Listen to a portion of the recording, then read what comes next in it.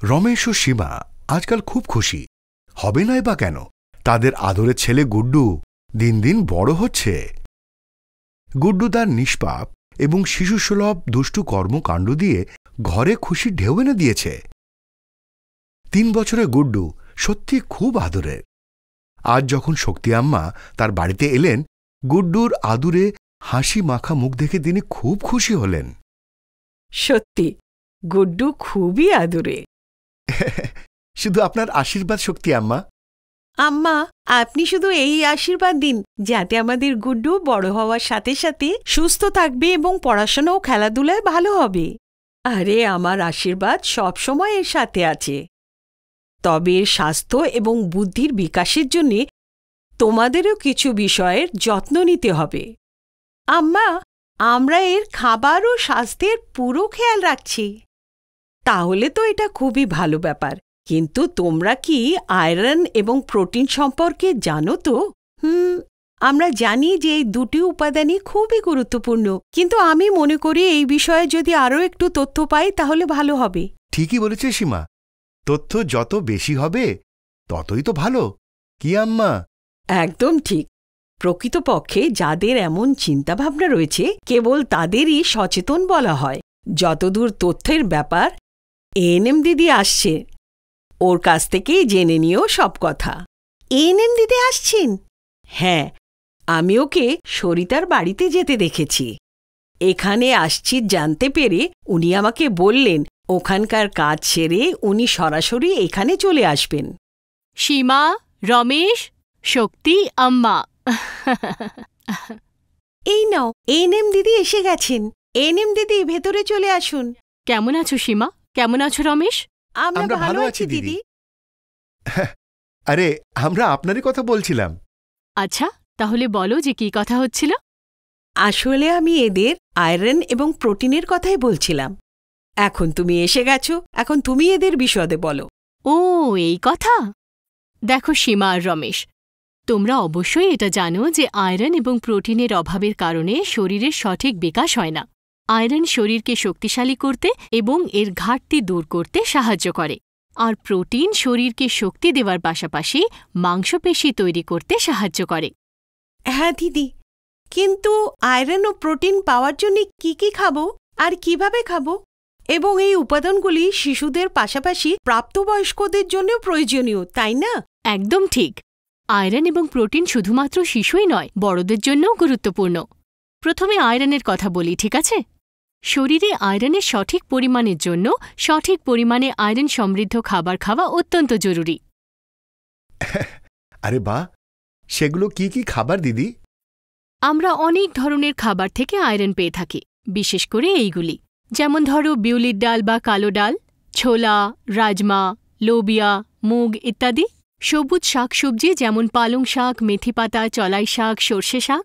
মাওয়া এবং বীজ যেমন কুমড়োর বীজ, তিল বীজ, বাদাম।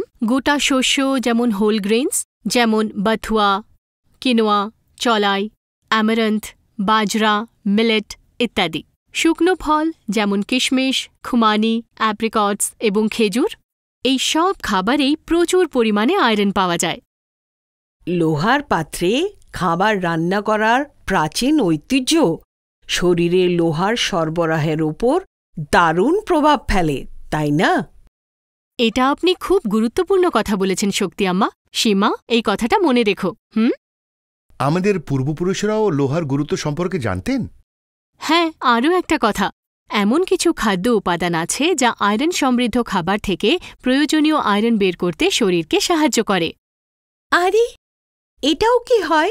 হ্যাঁ সীমা, মনে রেখো, আয়রন সমৃদ্ধ খাবারের সাথে যদি ভিটামিন সি যুক্ত খাবারও খাওয়া হয় তাহলে সেই খাবারগুলো থেকে আয়রন বের করা শরীরের পক্ষে সহজ হয়ে যায়। এখন তুমি অবশ্যই ভিটামিন সি যুক্ত খাবার সম্পর্কে জানো, তাই না?